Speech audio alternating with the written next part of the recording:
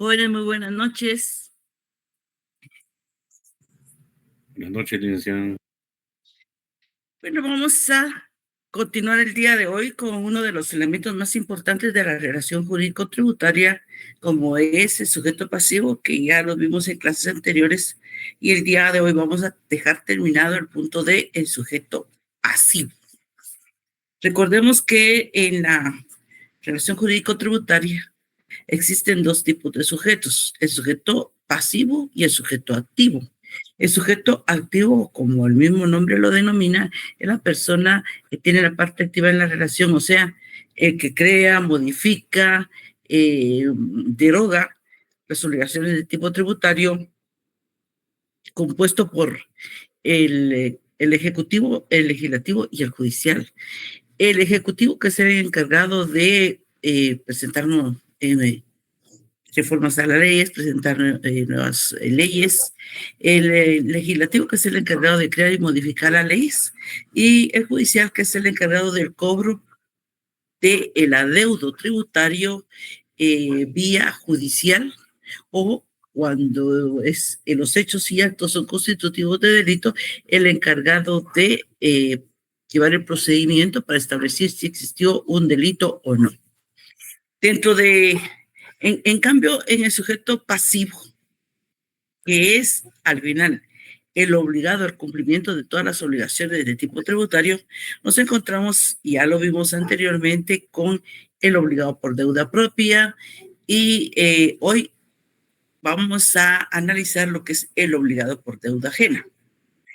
En el marco del derecho civil se le denomina obligado por deuda ajena a aquella persona que tiene que pagar, cumplir, mejor dicho, con una obligación sin ser el obligado directo. Lo mismo sucede con el ámbito tributario, en el que por mandato de la ley, porque no es por decisión de ellos, sino que es por mandato de la ley, que una persona, sea esta una persona individual o una persona colectiva, está colocada jurídicamente como obligado del cumplimiento de una deuda que no le corresponde, pero que por mandato de la ley tiene que cumplir con esa deuda. O sea, el verdadero responsable, o sea, el obligado por la deuda, no lo hace directamente, sino que tiene que esperar que el obligado por la deuda ajena cumpla con la obligación. En ese orden de ideas, en el obligado por deuda ajena, el artículo 25 del Código Tributario establece que esta persona es aquella que, sin tener el carácter de contribuyente, óigase bien, él no es el contribuyente. El contribuyente es un tercero. El verdadero contribuyente, el que va a pagar el impuesto, es un tercero. Sin embargo, que no es el contribuyente, porque así lo establece la ley, tiene que cumplir con las obligaciones tributarias. Dice el mismo artículo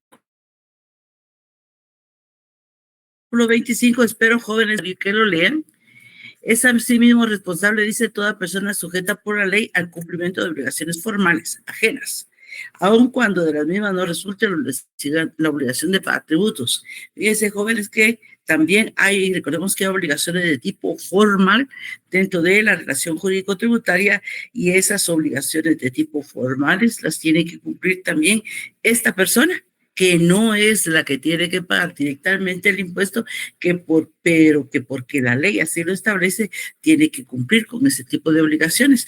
O sea que nos damos cuenta, y ya lo hemos repetido, que en el ámbito tributario, en la relación jurídico-tributaria, hay un triángulo en algunos casos en el que está el sujeto activo, o sea, el Estado en su totalidad, y por otra parte está el sujeto pasivo y este tercero, que en este caso es el obligado por deuda ajena, que tiene que cumplir con las obligaciones, aunque él no sea el que paga el impuesto, porque no es él, es el contribuyente que está pagando el impuesto. Sin embargo, a este tercero le corresponde cumplir con esa obligación. El mismo artículo 25 del Código Tributario establece que este responsable, o sea, el obligado por deuda ajena, el que no es el que paga el impuesto, sino que es el que cumple con la obligación de trasladar el impuesto al Estado, si pagara la obligación con dinero propio, tendrá derecho a la acción de repetición en contra del contribuyente. Ustedes saben perfectamente que en el derecho civil existe la acción de repetición. O sea que si una persona cumple con una obligación que corresponde a un tercero, o sea, a otra persona, el que cumplió con la obligación, pero que no era el que tenía que hacerlo, tiene el derecho de repetición, o sea, de cobrarle a este lo que tenía que pagar y que no pagó. Así lo mismo sucede en el ámbito tributario. Por ejemplo, el patrono es el agente de retención y no retiene al trabajador el impuesto sobre la renta. Sin embargo, él sabe que tiene que cumplir con pagar el impuesto sobre la renta del trabajador, pero por alguna circunstancia especial no hizo la retención, entonces él viene y lo paga. Paga el impuesto que le corresponde al trabajador. Después de que hizo el pago, él tiene derecho a exigirle al trabajador que le devuelva el dinero que él pagó a la Superintendencia de Administración Tributaria. ¿Por qué? Porque no era él el obligado directamente, no era el contribuyente, sino que era el trabajador. Pero por una circunstancia especial no hizo la retención, él cumplió con la obligación para no tener multas y el trabajador entonces tiene que trasladarle el dinero al patrono. Entonces, muy parecido a las obligaciones salariales civiles, solamente que acá pues estamos hablando de tributos y de otro tipo de obligaciones. El artículo 26, jóvenes, también del Código Tributario, instituye la figura de el responsable por representación. Fíjense, jóvenes, que ya vimos al obligado por deuda ajena, ahora al responsable por representación, o sea, no es él. Él está representando al verdadero contribuyente que tiene que pagar los impuestos. Son responsables, dice, para el cumplimiento de las obligaciones tributarias en calidad de representantes o en calidad de representantes sin que ello afecte su propio patrimonio, y esto es importante, establecer que el patrimonio de la persona que se encuentra en esta calidad de representante no tiene que pagar con su patrimonio el cumplimiento de las obligaciones de el verdadero responsable. Siempre dice que no exista dolo. O sea, si hay la probable comisión de un delito por parte de este representante, entonces sí, como se lleva un proceso penal tributario, sí pueden, sí puede caer en tener que utilizar su propio patrimonio para cumplir con esa obligación que se convirtió en un delito, que era una obligación administrativa, pero que se convirtió en un delito. Por las obligaciones tributarias derivadas de los bienes que administra o disponga, y aquí vamos a ver el catálogo de personas que se encuentran dentro de estas circunstancias de responsables por representación. Los padres, que a los padres, vamos a poner un ejemplo, los padres tienen un menor, reciben herencia o una propiedad inmueble. El menor es el dueño y por lo tanto es el contribuyente, pero como él no puede hacerlo porque es un menor, entonces los padres tienen que cumplir con las obligaciones, con la obligación de pagar el IUSI en nombre del menor, que es el verdadero dueño del bien inmueble. Los tutores o los administradores de bienes de los menores, o sea, nos damos cuenta entonces que no solamente los padres, por ejemplo, un menor que no tenga padres, pero que tiene tutor, el tutor es el responsable ante la Superintendencia de Administración Tributaria. Ya habíamos hablado que en el campo tributario la capacidad de la persona no es un atenuante para que no cumpla con las obligaciones tributarias. Igual tiene que cumplir con las obligaciones tributarias, y cuando hablamos de incapaces son los menores, y recordemos que los incapaces declarados por un juzgado. Licenciada, disculpe, buenas tardes. Sí. Fíjese que Su audio se le escucha con mucho eco. Permítame, vamos a ver si estoy bien conectada. Tiene razón, estoy conectada en otro internet que no es. Disculpe, licenciada, se le escucha bien. Yo le escucho bien. No sé si los demás Y me compañeros. avisas. Sí, yo le ¿Sí? escucho bien. Ahorita sí. Yo también escucho bien. La resolución se le mejoró bastante también. No sé si cambió internet. Sí, cambié de internet. Fíjese que yo tengo un internet específico. Ahora sí se oye bien. Sí, para darle las clases tengo un internet en específico, pero no sé por qué estaba conectada en este momento a otra, pero gracias por avisarme, siempre avíseme ese tipo de cuestiones. Pues miren, jóvenes, entonces, no solamente los padres, también los tutores, los administradores de los bienes de menores y los representantes de los incapaces. O sea, estas personas, desde el momento que el menor o el incapaz tiene obligaciones de tipo tributario, son los responsables ante la Superintendencia de Administración Tributaria de cumplir con la obligación tributaria del menor o del incapaz sin que afecte su patrimonio. Pero, sin embargo, cuando ya hay la probable comisión de un delito por parte de los padres, los tutores o los administradores de bienes de menores y los representantes de los incapaces, entonces ya tienen que responder con su propio patrimonio. ¿Por qué?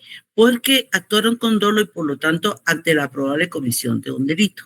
O sea, no es tan sencillo esta situación de representar a otras personas para el cumplimiento de las obligaciones tributarias. Bueno, es sencillo si se actúa correctamente y éticamente. Ahora, si se comete algún tipo de acto que pueda representar un delito, pues ahí sí que el propio patrimonio es el que entra en juego. También entran dentro de estos responsables por representación y que también, si en algún momento se establece que hay la probable comisión de un delito, tienen que responder con sus propios bienes. También se encuentran los representantes de las personas jurídicas jóvenes y esto tal vez es uno de los puntos más importantes que tenemos nosotros en el área tributaria. Recordemos que las sociedades, las asociaciones,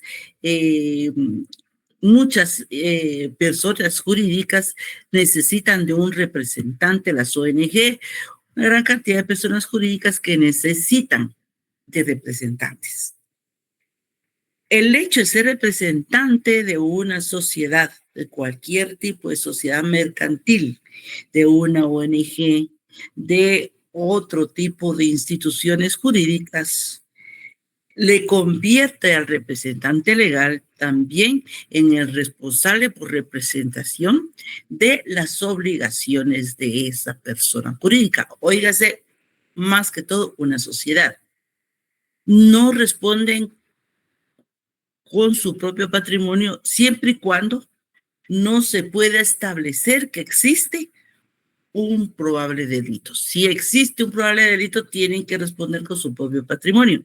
Vamos a recordar una noticia que salió hace poco, que encontraron más 410 sociedades que en teoría, según el superintendente de la Administración Tributaria, estaban dentro de defraudadores tributarios.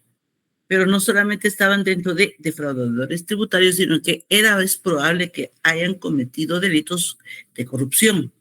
En este caso, los representantes legales de las 410 sociedades, si se llega a probar que cometieron un delito, el representante legal, gerente, administrador, como se le denomina, tiene que responder con su propio patrimonio en el momento que se lleve a cabo un proceso penal y que este proceso penal sea declarado con lugar, o sea, que hubo una comisión de un delito, y entonces pierde su propio patrimonio.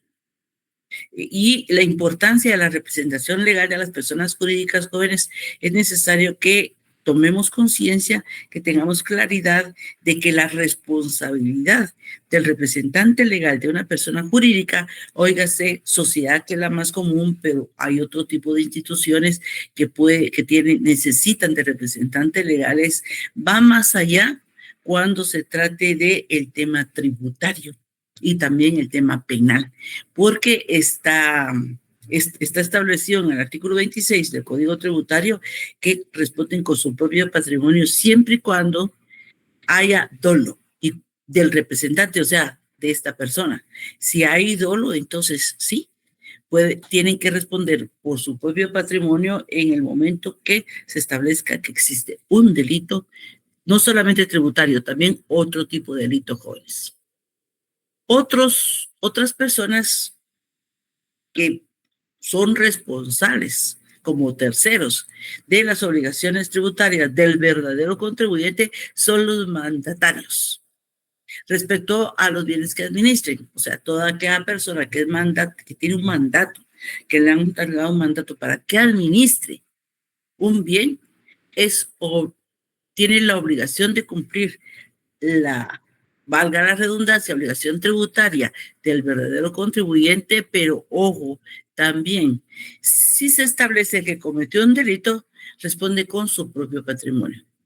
Los síndicos de quiebras y los depositarios de concursos de acreedores también. Entonces, jóvenes, cuando ustedes estén ejerciendo su profesión, ya sea que ustedes ejerzan la profesión liberal o que trabajen en alguna institución que tenga relación con esto, sí es necesario que ustedes informen a todas las personas que se puedan encontrar dentro de estas situaciones, o sea, todos aquellos que son responsables por representación de las obligaciones de tipo tributario de un tercero, de las consecuencias de actuar en algún momento con dolo. Y cuando el Código Tributario establece que se actúa con dolo es cuando existe la probable comisión de un delito.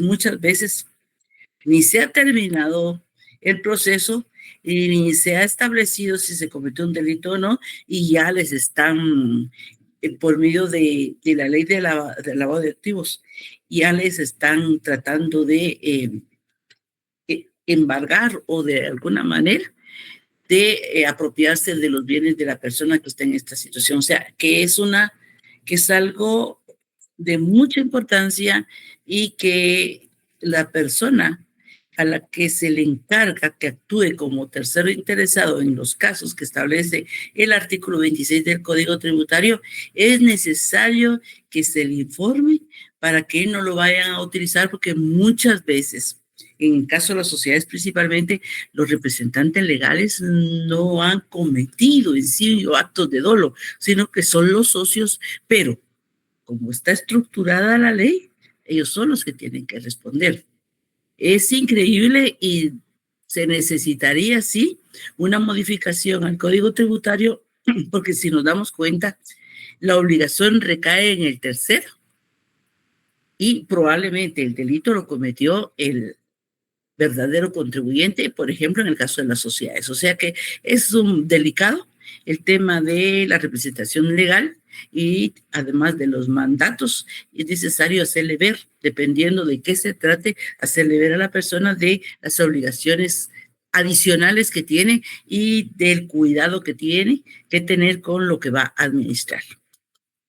El artículo 27 del Código Tributario también establece otro tipo de obligaciones que tal vez no son tan comunes, porque miren, jóvenes, hay obligaciones tributarias que no son tan comunes, que nosotros no los vemos tan constantemente, pero eso no significa que no existan y no significa que ustedes como futuros abogados y casi abogados no tengan claridad de esto y puedan explicarle a sus clientes, familiares, amigos o incluso ustedes mismos de las consecuencias de actuar de buena fe en algunos casos, pero que otros no lo están haciendo así.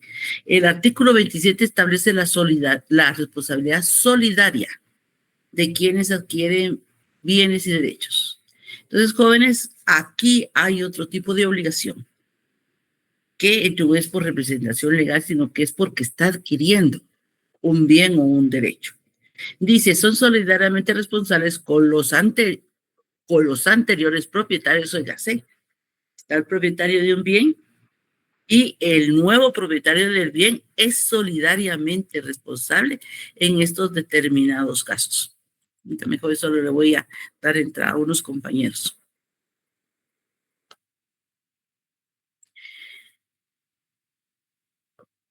Los donatarios y los legatarios. Vamos a ver, ¿quién es el donatario? De acuerdo a lo que establece la ley del impuesto al valor agregado, la donación entre vivos es un hecho generador del impuesto al valor agregado. Entonces se tiene que pagar el impuesto al valor agregado por la donación, pero adicional a eso, existe una obligación, una responsabilidad solidaria en el que el donante y el donatario, o sea, una persona le dona a otra un almacén. Y disculpe que les ponga siempre ejemplos así de almacenes y ese tipo de cosas porque es donde más se pagan los impuestos y son los actos propios del pago de impuestos. Le dona o le lega se muere una persona y le deja como legado un almacén a otra persona. La persona que va a recibir el almacén es solidariamente responsable de las obligaciones tributarias que no cumplió en su momento el anterior propietario, o sea, el que le deja el legado o el que le dona el almacén. Entonces no es tan sencillo, vaya, en donación me van a dar un almacén, qué bonito, me dan el almacén, se hace la escritura de la donación. Jóvenes, se hace responsable de las obligaciones tributarias que no haya pagado el donante. Y también en el caso de los legatarios, le dejan un legado dentro de un proceso, ya sea que haya sido por medio de un testamento. Bueno, regularmente es por medio de un testamento, un proceso sucesorio testamentario. Le dejan delegado un almacén. No es nada más de ir al almacén, sino que es probable que hayan obligaciones de tipo tributario que no se cumplieron y que lo va a tener que cumplir el nuevo dueño, o sea, el legatario. También, jóvenes, los adquirientes de bienes, derechos o patrimonios, así como los sucesores en el activo y pasivo de la empresa propiedad de las personas individuales o jurídicas o de entes colectivos con personalidad jurídica o sin ella. Entonces, todas aquellas personas que obtienen bienes, derechos o patrimonios, o sea, se da mucho esto que no se ha terminado un proceso sucesorio intestado o testamentario y uno de los herederos decide vender sus derechos. Acá entonces estamos igual que en el inciso anterior, la obligación de quien compra el derecho es solidariamente responsable con el que no había cumplido las obligaciones en primera fase. Los sucesores en el activo y el pasivo de empresas, propiedad de personas individuales jurídicas jóvenes, aquellos que le suceden en la propiedad de una empresa mercantil es solidariamente responsable de las obligaciones tributarias que no ha cumplido quien le heredó, quien le legó, quien le entregó, quien le donó o cualquier figura que ha utilizado de la empresa mercantil. Por eso, mucho ojo, jóvenes, porque se ha dejado mucho de lado esa revisión que se debe hacer cuando se obtiene un bien en cualquiera de estas formas, como donante, como donatario, como legatario, como que adquirió los derechos de otras personas. Es importante establecer cómo se encuentra el cumplimiento de las obligaciones tributarias, pero no solamente que les enseñen a ustedes que le den la solvencia fiscal y le digan, mire, yo ya cumplí con todas las obligaciones tributarias, aquí está mi solvencia fiscal. No, jóvenes, no sabemos cómo fue el cumplimiento de las obligaciones tributarias. Así que es importante entonces que tengamos hacer mucho énfasis y que tengamos muy claro que aparte de el trabajo como abogados en el área civil, como también notarios con elaboran la escritura, en el que se está dando cualquiera de estas situaciones, tenemos que tener mucho cuidado. Y si creemos que nosotros no es lo nuestro, el tema tributario, hay que buscar a un experto para que establezca si lo que se está recibiendo está tributariamente bien, o sea que sí cumplió con todas sus obligaciones tributarias, pero además de si las cumplió adecuadamente, porque muchas veces están las declaraciones al día, no hay ningún problema aparentemente, pero ya con el transcurso del tiempo surgen problemas para la persona que recibió el bien, ya sea como legado, ya sea cualquiera de estas figuras jurídicas que se pueden utilizar.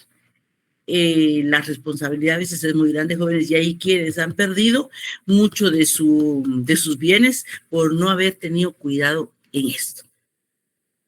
Por otro lado, dice que los representantes de sociedades o empresas en liquidación, está liquidando una sociedad, que la sociedad es la forma en que termina una sociedad, es por medio de la liquidación. El representante de la sociedad en liquidación es responsable también. O de concursos de acreedores y quiebras. Aquí el mismo artículo nos está dando la solución. Dice que en la oportunidad en que se verifiquen los créditos de los acreedores, deberán solicitar a la Administración Tributaria informe respecto de los créditos tributarios pendientes.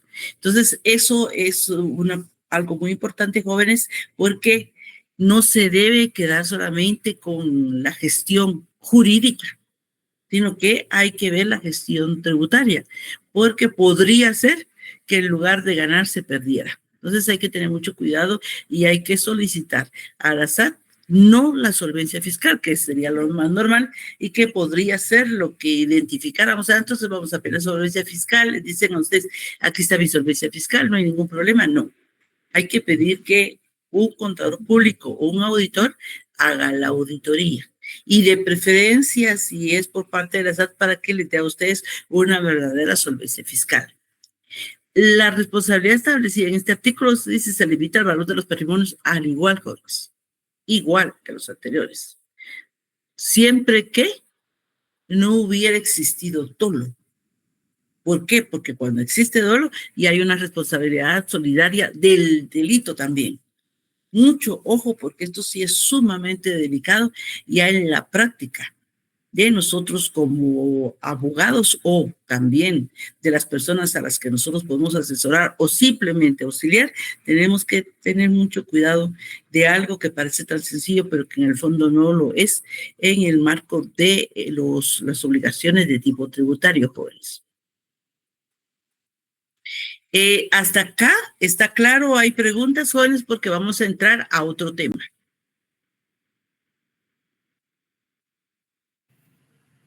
Licenciada, buenas tardes. Buenas tardes. Me queda una duda. Aquí estamos viendo las posibles responsabilidades de un tercero. ¿Habrá alguna responsabilidad por parte del contador que es el que genera la información tributaria o él sí está fuera de este tipo de responsabilidades? No, mire, sí, existe en el Código Penal, en el artículo 171, sí se establece el delito de cómo se llama, defraudación mediante informaciones contables.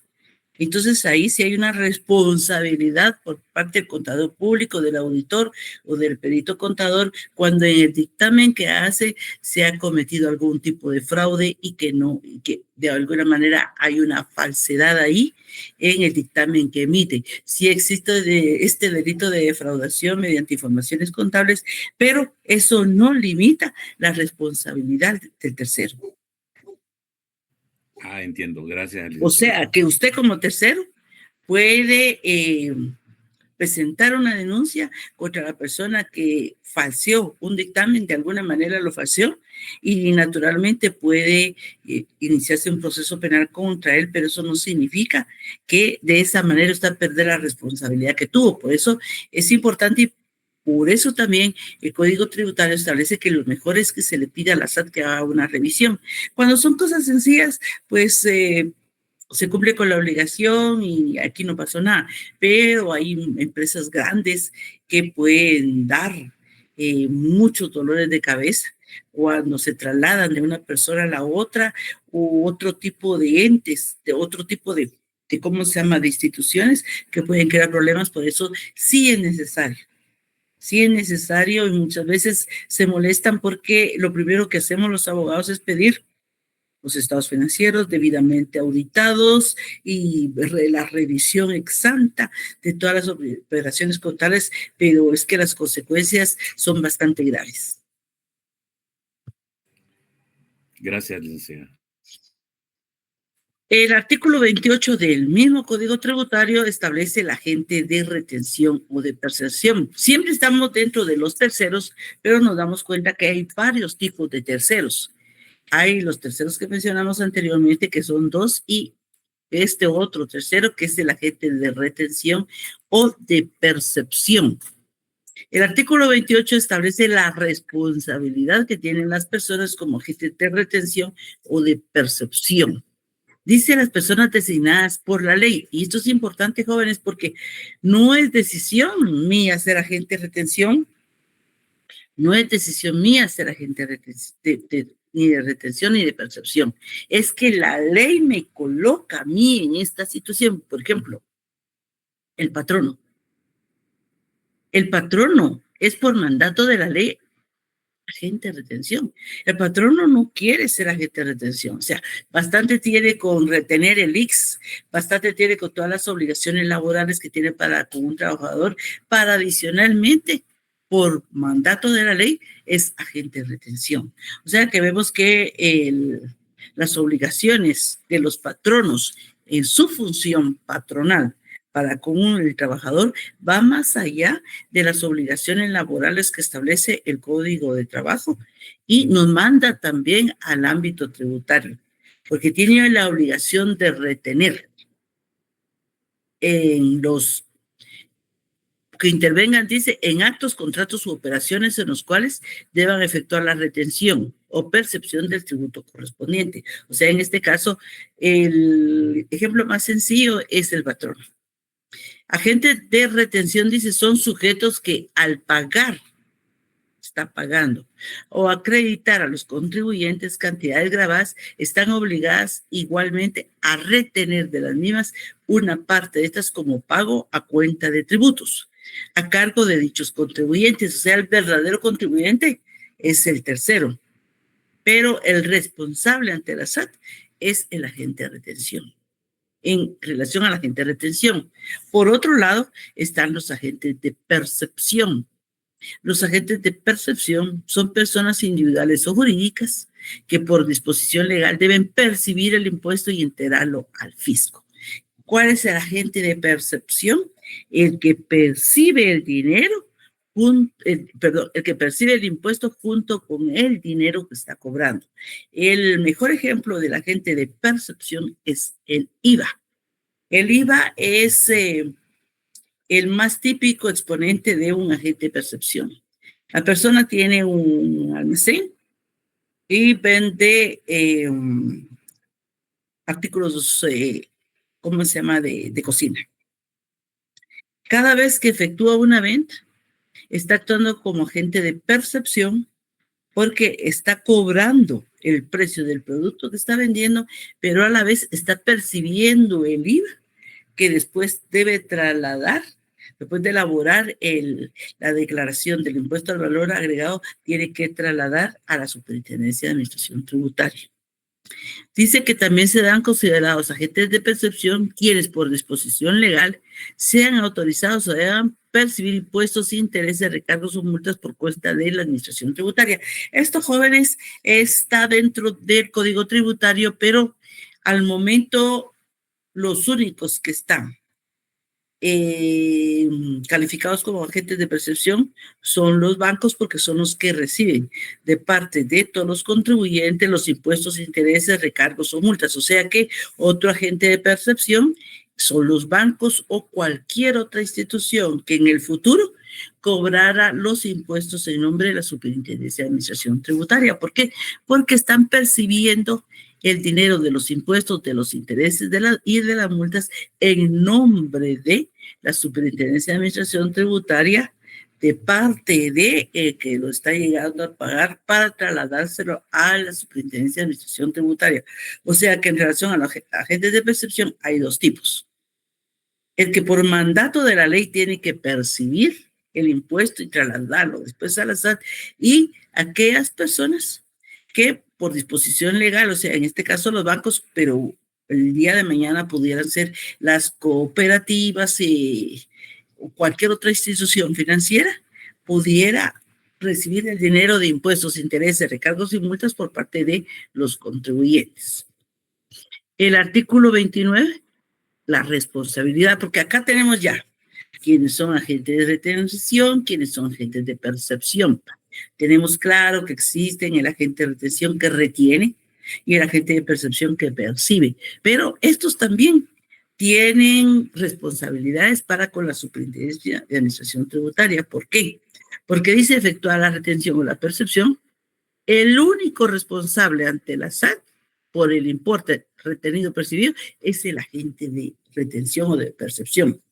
Vamos a ver un ejemplo. Una persona tiene un negocio de venta. Díganme ustedes de qué quieren que sea la venta.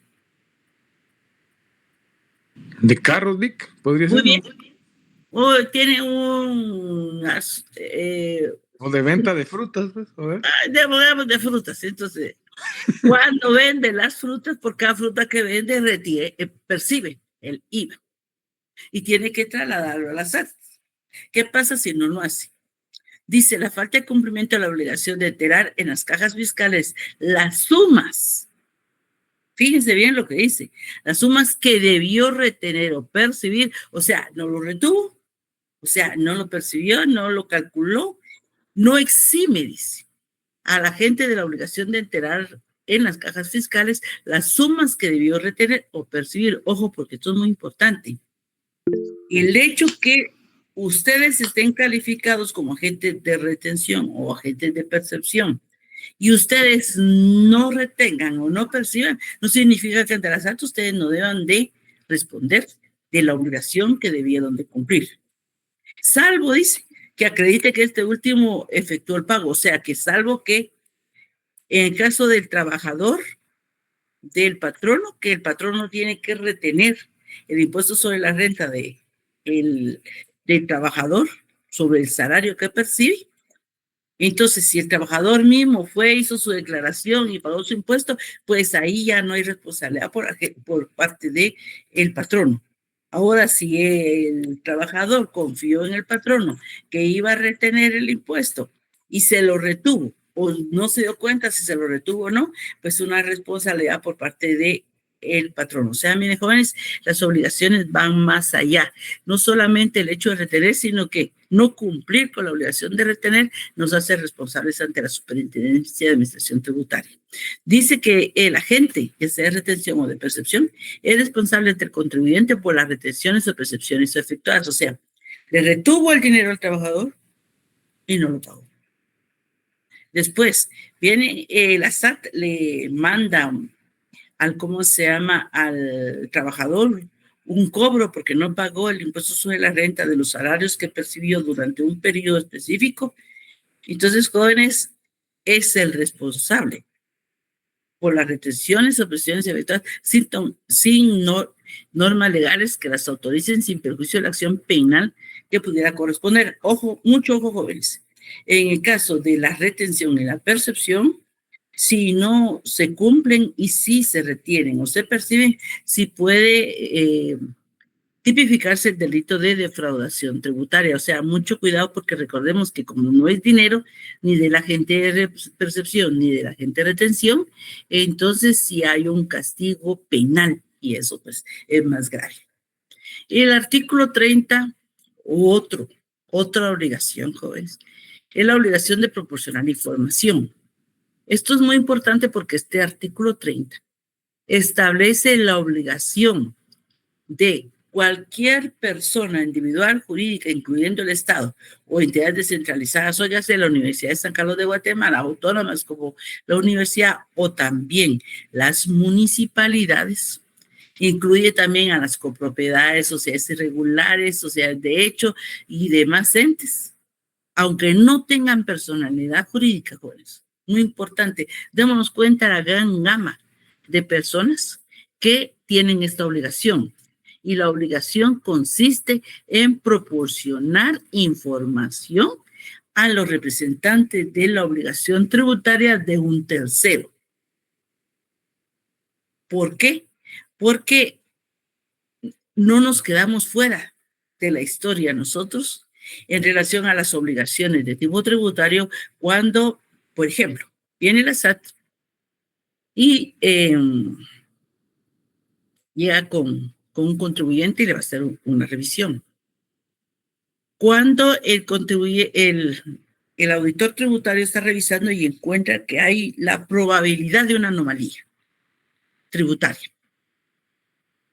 Entonces se encuentra con una duda razonable, como lo dice la misma Constitución Política de la República, pero también el Código Tributario, puede pedirle a esta persona otro tipo de documentos que no sean legales, que tengan relación con este tercero para verificar si se cobraron bien los impuestos y si no hay responsabilidad por parte de este tercero de otro tipo de malos actos tributarios, podríamos llamarle. Entonces, jóvenes, es muy importante atender a esto porque el hecho, póngase, sucede mucho.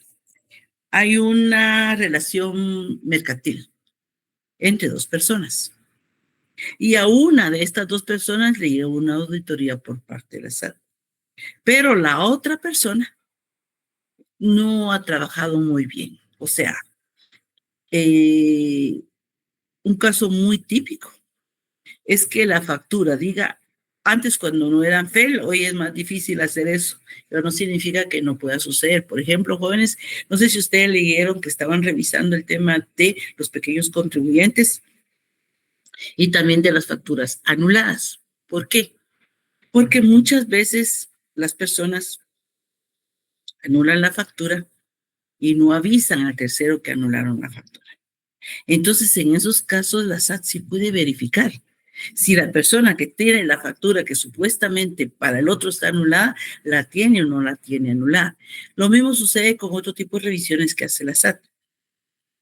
Si encuentra duda en relación a una operación mercantil que tiene como consecuencia el pago de impuestos, pueden solicitar una información que va más allá. Y el artículo 30 establece que la persona que está pidiendo esta información la va a recibir bajo reserva de confidencialidad. O sea, jóvenes, que no va a decir nada de la información que está recibiendo. ¿Por qué? Porque recordemos que está protegida por el secreto profesional. Ojo, porque cuando acá nos habla el secreto profesional, incluso pudiera ser que fuera con el notario que autorizó la escritura pública para saber si se cumplió o no con todos los requisitos de la ley. Mucho ojo, jóvenes, porque la persona que está de alguna manera defraudando al fisco o no está pagando bien sus impuestos o ha cometido errores, en algún momento ni sabe que la están investigando. Sin embargo, del otro lado, la está investigando la Superintendencia de Administración Tributaria y no porque le ha revisado a ellos, sino que porque le revisó a su cliente y de la revisión surgió la duda y de ahí empieza, el término, a escarbar la información el auditor tributario y se va encontrando con que aquel había cometido delitos de defraudación tributaria o si no delitos de defraudación tributaria, por lo menos no había pagado bien sus impuestos. Hay casos en los que derivado de esa investigación que llevan a cabo los auditores tributarios, se han encontrado con verdaderas defraudaciones tributarias. Hay un caso, jóvenes, de un supermercado que compraba ganado a un tercero, pero no eran cantidades mínimas, llegaron a 20 millones en el periodo fiscal en el pago de compra de ganado, Y cuando empezaron a investigar en el supermercado, se dieron cuenta que habían irregularidades por ahí en el vendedor del ganado. Entonces investigaron por medio de estos documentos al vendedor del ganado y se dieron cuenta que el vendedor del ganado no tenía ganado. O sea, él emitía facturas por venta de ganado, pero él ni siquiera pasaba cerca de una finca donde hubiera ganado, sino que eran terceros los que por medio de él estaban defraudando al fisco porque no reportaban las ventas de ganado. Y fue un gran caso que se armó, jóvenes. ¿Por qué? Porque la SAT sí puede. Y esto, mucho ojo, sí puede investigar a otras personas que no son a las que está revisando sus contabilidades o el cumplimiento de sus obligaciones de tipo tributario. Entonces hay que tener mucho cuidado porque el hecho que no lleguen con una persona no quiere decir que no puedan tener información sobre esa persona. Lo establece el Código Tributario, dice la Administración Tributaria avisará a los contribuyentes o terceros por los medios que estime pertinentes que deben informar de sus actividades afectas generadoras de tributos. Exentas efectuadas con terceros, o sea que el hecho que sean exentos no quiere decir que no me pidan información de un tercero. Y lo pueden hacer incluso de forma electrónica. Y ojo, porque puede ser periódicamente, o sea, por eso ellos tienen una base de contribuyentes especiales. A esos contribuyentes especiales le pide cualquier tipo de información.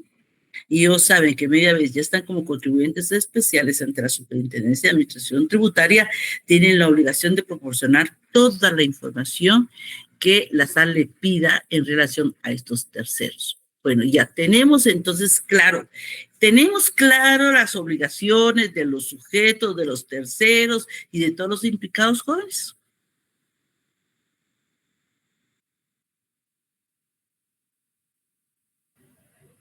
Licenciada, con una consulta.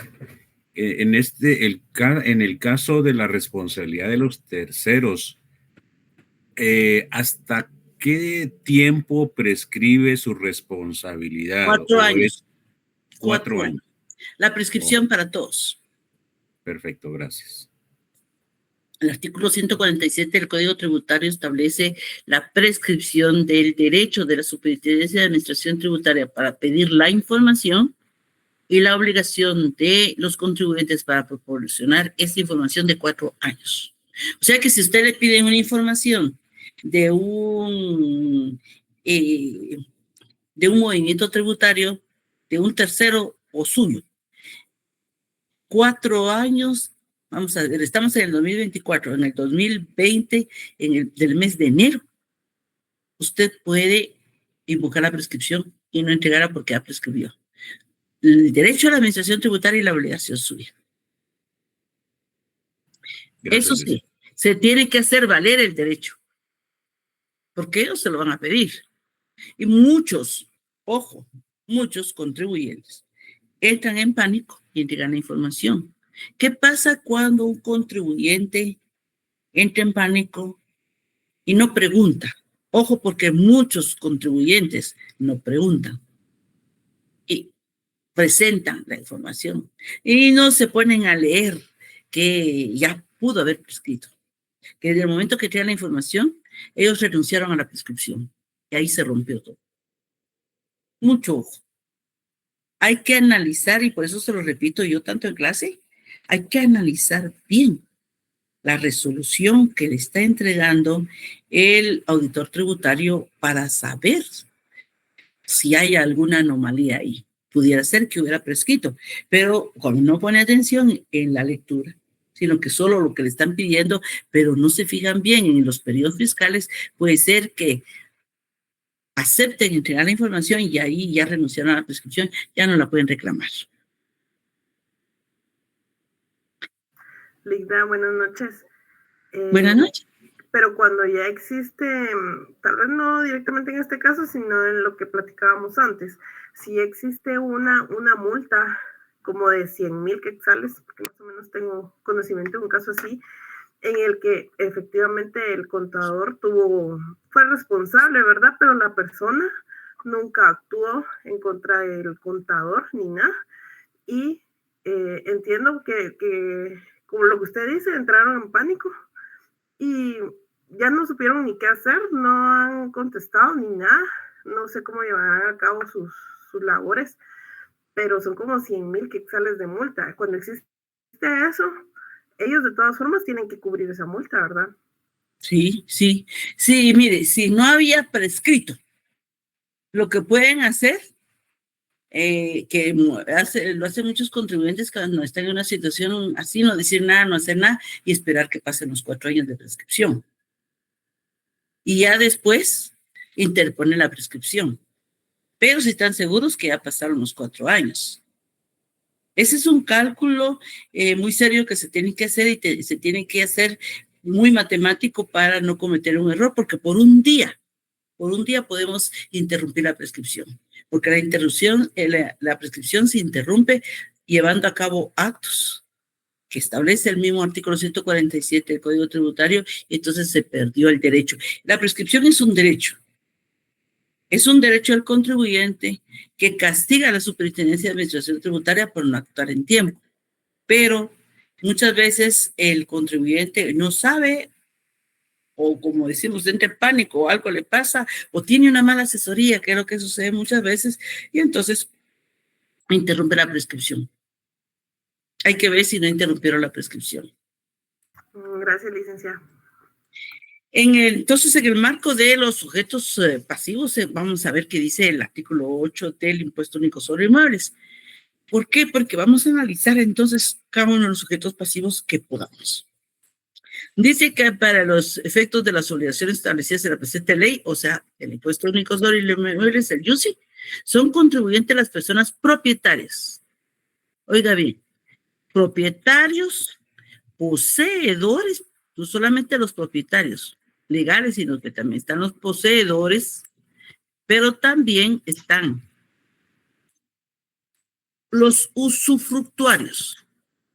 Le dan a usted en usufructo un bien inmueble del Estado. Usted es el obligado del cumplimiento de el pago del IUCI en relación a estos inmuebles. Óigase, propietarios, poseedores o usufructuarios de los bienes del Estado.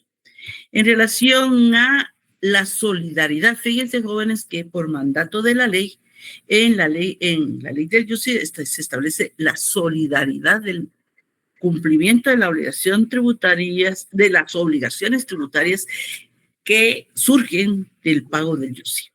¿Quiénes son? Los albaceas, representantes de una mortual, oiga, los representantes de una mortual, los herederos legatarios de los bienes inmuebles. O sea que si una persona es heredera o es representante de la mortual de una masa hereditaria donde haya bienes inmuebles, es el responsable solidario del pago del impuesto. O sea, tiene que pedirlo y pagarlo porque si no tiene una responsabilidad compartida. Los fiduciarios por los bienes inmuebles administrados en fideicomiso, o sea, cuando hay un fideicomiso y hay bienes inmuebles, está la obligación por parte del fiduciario. Los usufructuarios de bienes inmuebles inscritos como tales en la matrícula fiscal, muchas veces, jóvenes, se utiliza la figura de el usufructo vitalicio para de alguna manera proteger los bienes inmuebles. Óigase bien que el que tiene el usufructo vitalicio también es solidario, obligado de parte del impuesto al valor, del IUCI, y las personas individuales o jurídicas por el impuesto multa que se adeuden a la fecha de la adquisición de bienes inmuebles. O sea, cuando se compra un bien inmueble y no se pide el pago del IUCI al día, hay una solidaridad compartida del que compra el bien inmueble. La Corte de Constitucionalidad se refirió al artículo 70 del Código Tributario, porque criticaron los solicitantes que en el tercer párrafo de ese artículo 70 es contrario a los principios de equidad y justicia tributaria, y toda vez que exime a los contribuyentes que laboren en instituciones extranjeras. Decía que las personas que trabajan en instituciones extranjeras no tienen que pagar el impuesto sobre la renta. ¿Por qué? Porque no hay quien les haga la retención. Importante, jóvenes, cuando estamos hablando de la retención del patrono, la persona tiene que estar en el país para poder retener.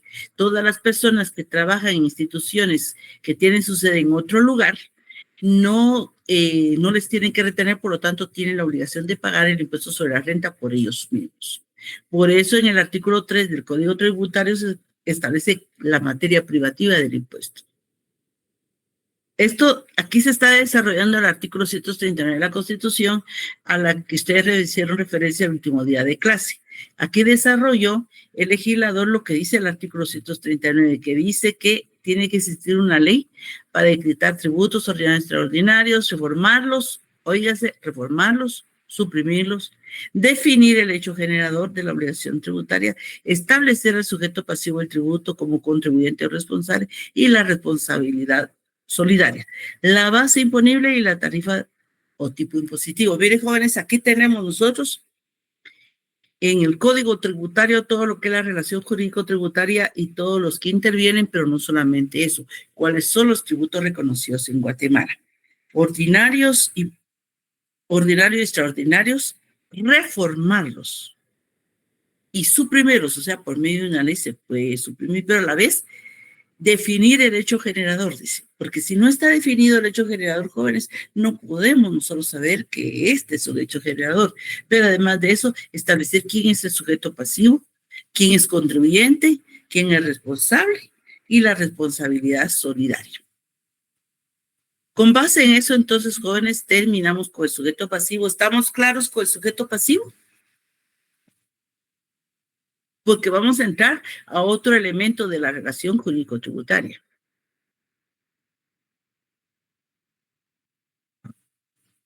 Bueno.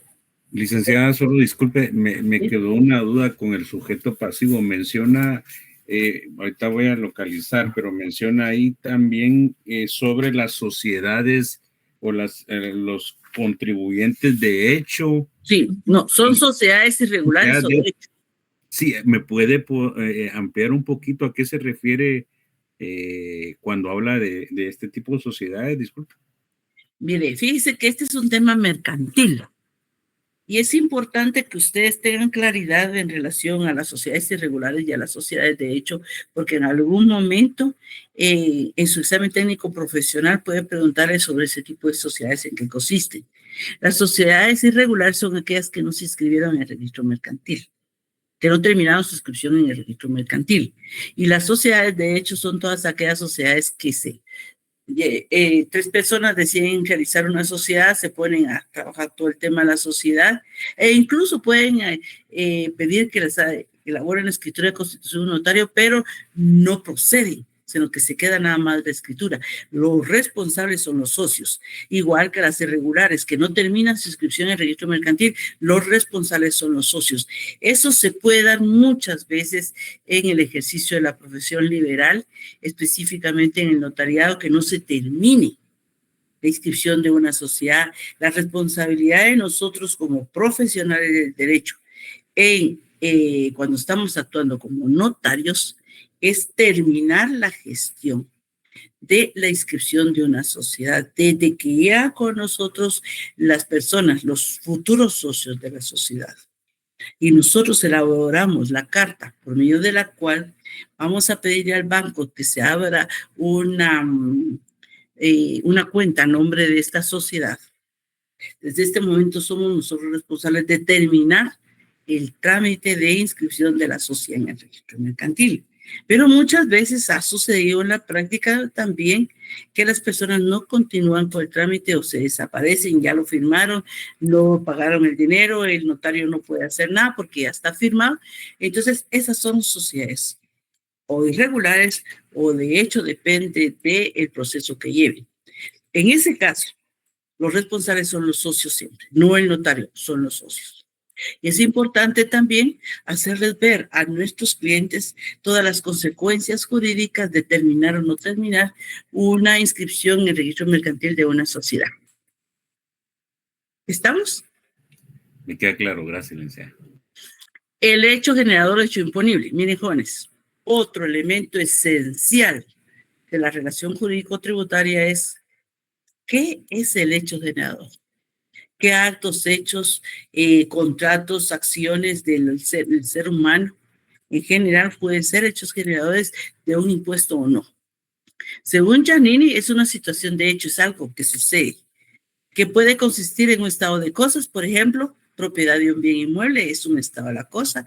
Nosotros tenemos un bien inmueble, el estado es que es nuestra propiedad.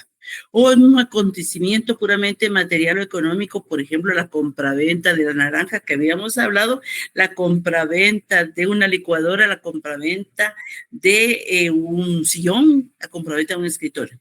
Eso es puramente económico porque hay una ganancia implícita ahí, o bien dice puede revestir la forma de una relación jurídica, por ejemplo, pudiera ser la compraventa de un bien inmueble o la compraventa de un vehículo, es una relación jurídica también, que hacen hacer la obligación tributaria, dice, tiene una significación fáctica. ¿Por qué? Porque los hechos de la vida real pueden provocar efectos jurídicos. Muchos actos, hechos de la vida real, jóvenes, tienen consecuencias jurídicas. Y no es por la voluntad propiamente de las personas, sino que por mandato de la ley tienen consecuencias de tipo jurídico. Dice Giannini que en el primer caso son meros presupuestos con efectos jurídicos. Por ejemplo, ser propietarios de un bien inmueble. Tiene efectos jurídicos, claro, porque nosotros podemos reclamar que no se toque nuestra propiedad, podemos invocar la garantía constitucional de la propiedad. Y en el segundo, dice, producen efectos jurídicos queridos. Pues vamos a comprar un escritorio para que nuestra oficina esté más bonita, pero lo que queremos es mejorar nuestra oficina, pero sabemos que tenemos que pagar el impuesto al valor agregado cuando compramos ese escritorio. El hecho imponible, dice Giannini, tiene carácter de un hecho puro, porque no son otras cosas las que se están buscando. Con significación exclusivamente fáctica. ¿Por qué? Porque nosotros ya con el conocimiento que tenemos del tema tributario sabemos cuáles pueden ser hechos generadores y cuáles no. Sin embargo, dice Giannini, al llevarlo a cabo el sujeto pasivo, o sea, todos nosotros, este se concretiza, se hace un hecho real, no hipotético. O sea, la ley establece, por ejemplo, en caso del impuesto al valor agregado, establece que es hecho generado del impuesto sobre la renta la prestación de servicios dentro del territorio nacional. Esa es la hipótesis. Es un hecho hipotético que puede ser que se vea a cabo todos los días, una vez al mes, una vez al año, una vez en la vida o probablemente nunca. Es una hipótesis que puede ser que se cumpla o no. La fuente real de la obligación tributaria, la ley dice, eso lo tenemos muy claro, si no está en la ley no hay hecho generador, aunque decrete el nacimiento de un vínculo obligacional tributario y lo vincule a un hecho, muchos casos comunes. Tan común, jóvenes, como ir a comprar la naranja que había mencionado ustedes anteriormente. Se ve tan normal o ir a comprar el pan, ir a comprar pan, ir a comprar comida, es hechos comunes de nosotros diariamente, pero que porque así lo establece la ley, son hechos generadores del impuesto al valor agregado. Hay dos estudiosos del derecho tributario que son Pérez de Ayala y Pérez de Ayala Becerril. Ellos dividen los hechos imponibles, los hechos generadores, pero esto es doctrina, jóvenes, recordemos que es doctrina, de esta forma. Dice, para aquellos hechos imponibles que hayan sido como tales definidos en el supuesto legal correspondiente, o sea, está en la ley. Dice la ley que la prestación de servicios del territorio nacional es hecho generador del impuesto al valor agregado y está definido en la ley. Todo lo tiene establecido por sus características jurídicas, que es la prestación de servicio, que tiene que ser en el territorio nacional. Si es la prestación de servicio en otro país, ya no es hecho generador. Habrá que aplicar caso por caso de tales criterios jurídicos, supuesto legal del hecho tributario, y por lo tanto, se debe ser considerado como un verdadero hecho imponible.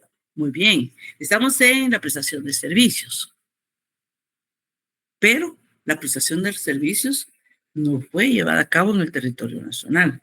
Entonces no es hecho generador, pero sí es una prestación de servicios, pero como no fue en el territorio nacional, no tiene consecuencias jurídicas tributarias. Diferente es cuando se llevó a cabo dentro del territorio nacional. En el segundo, en la literal B, dicen los mismos estudiosos, por el contrario, dicen aquellos casos en los cuales el liquidador tipifica un hecho tributario, atendiendo a su contenido económico, o sea, compraventa de bienes, muebles, que puede ser cualquier cosa, puede ser el sillón, puede ser un amueblado, puede ser un vehículo, puede ser cualquier bien mueble que está ya tipificado en la ley del impuesto al valor agregado, tiene un contenido económico, sí, porque el que está vendiendo va a tener una ganancia y el que lo está comprando pues va a obtener un bien.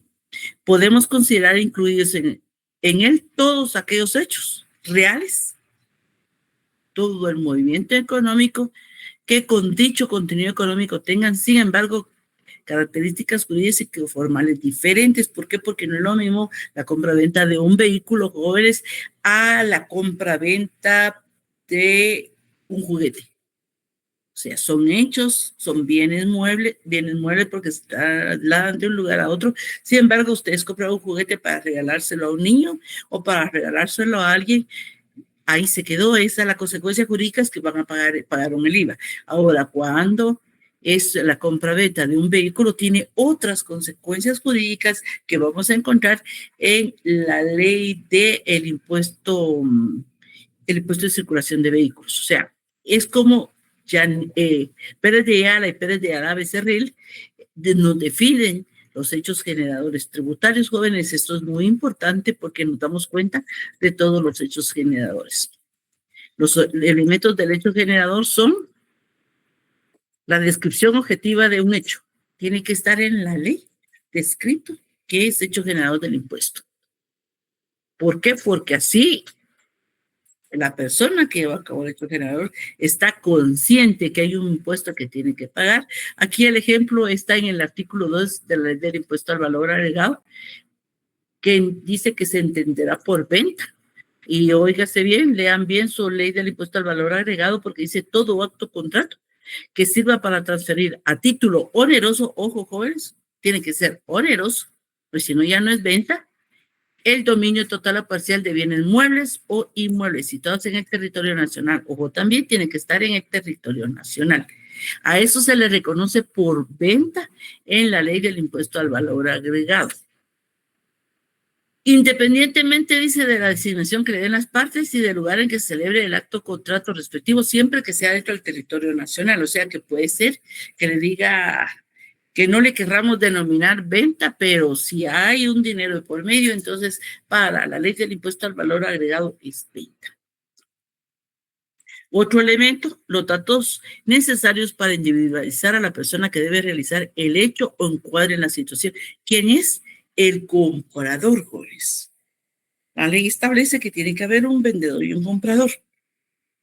La persona que está comprando el bien es la persona individualizada en la ley que está llevando a cabo el hecho generador, pero el impuesto lo tiene que pagar el vendedor. O sea, estas dos personas están participando. El momento en que debe configurarse o tenerse por configurada la relación del hecho imponible, el momento es el momento que se lleva a cabo el hecho generador. Lo establece la misma ley. Y por último lugar, donde debe acaecer o tenerse por acaecida la relación del hecho imponible. O sea, dentro del territorio nacional según la ley del impuesto al valor agregado. Por otro lado, otros autores, miren jóvenes, aquí vamos 3 autores para establecer el hecho generador. En este caso, Araujo dice que el elemento temporal que el hecho ocurra después de promulgarse la ley, importante. Si no hay ley, o sea, antes de que existiera la ley del impuesto al valor agregado, se podían llevar a cabo todos esos hechos generadores, pero no había que pagar el IVA. ¿Por qué? Porque no existía todavía la ley del IVA. El elemento espacial, dice, es lo que la ley dispone respecto a la circunstancia territorial. Tiene que ser, en este caso, Guatemala. Porque la misma ley establece dentro del territorio nacional. Tercero, el hecho generador siempre está ligado a la capacidad económica del sujeto. Jóvenes, totalmente. Mientras más capacidad económica tiene una persona, pues puede comprar un vehículo más nuevo, puede comprar un vehículo de una determinada marca. Mientras menos capacidad económica, pues comprará un vehículo más viejo y de otra marca, por muy buena que sea, pero es una marca más sencilla, podríamos decir, o no comprará el vehículo y comprará una moto. Eso es hecho generado de la compra-venta del vehículo, que puede ser una moto, puede ser un carro, está determinado por la capacidad económica de la persona que lo va a comprar. Puede que en términos generales o globales de impuestos no sea de esta capacidad contributiva, porque pudiera ser, jóvenes, que no tengamos capacidad de pago y por lo tanto no compremos ni el carro, ni la moto, ni siquiera la bicicleta. Y por último dice, es el hecho previsto en la ley. Cuando se realiza este hecho que ya está ahí configurado en la ley, jóvenes, es una situación de hecho factipies, dice, tributaria o especifáctica, o sea, como lo llaman los italianos, que está establecido en la ley. Puede ser que nunca se vea a cabo y puede ser que se vea a cabo todos los días, dependiendo de la estructura o cómo se esté tipificando el hecho generador. Y por último, dice que es una situación de hecho a la que la ley vincula la obligación tributaria. Sí, jóvenes, porque ir a comprar la naranja es una situación de hecho. Tenía ganas el niño de la naranja, la mamá lo lleva, le compra la naranja. Sin embargo, tiene consecuencias jurídicas tributarias. ¿Por qué? Porque paga el impuesto al valor agregado por la compra de esa naranja. Y si al otro día quiere un banano, igual va a pagar el impuesto al valor agregado. Y si el tercer día quiere una manzana, igual. Entonces, jóvenes, es una situación de hecho que el niño refaccione a las 4 de la tarde todos los días. Es un hecho. Pero tiene consecuencias jurídicas tributarias porque por cada cosa que la mamá compre para que el niño refaccione, está surgiendo una obligación de tipo tributario por medio del cual la persona que le está vendiendo esos productos va a tener que pagar el impuesto al valor agregado. ¿Preguntas, jóvenes?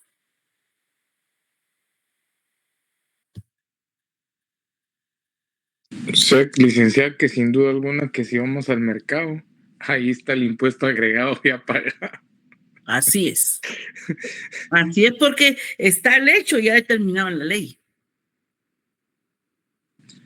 Licenciada, yo iba a preguntar esto, pero se me olvidó que habíamos, del otro tema era, pero, o sea, por ejemplo, un jovencito que tiene una empresa de 17 años, porque yo tengo un amigo en Guatemala que él tiene a su hijo, que él hizo su propia empresa, pues tiene una venta de celulares, digámoslo así, tiene 17 años. Entonces, como él es un menor de edad, en los asuntos para declarar sus impuestos y todo, entonces tiene que recurrir directamente a su representante, que entonces serían sus padres, ¿no? Sí. Así es, muchas veces los menores tienen propiedad de bienes y los obligados tributariamente son los padres o los tutores si hubieran tutores. Gracias, licenciada, esa era mi única duda porque la que tenía. Gracias, muy amable. Es obligación. Bueno, jóvenes, entonces los veo el viernes. Pase muy feliz semana. Feliz día al abogado, licenciada, Dios la bendiga. Muchas gracias. Mañana es el día del abogado. Que la pase muy bien y gracias, licenciada, por muchas gracias. Esas clases muy buenas y que nos han enseñado mucho. La verdad que sí, yo he aprendido bastante. Me alegro mucho, Julio, me alegro de verdad que esa es la idea. Dios la bendiga, licenciada. Pase muy feliz noche a todos. Gracias por los saludos. Felicidades, licenciada. Muchísimas gracias. A ustedes ya les va a tocar. Gracias, Alex. Feliz noche y feliz día al abogado.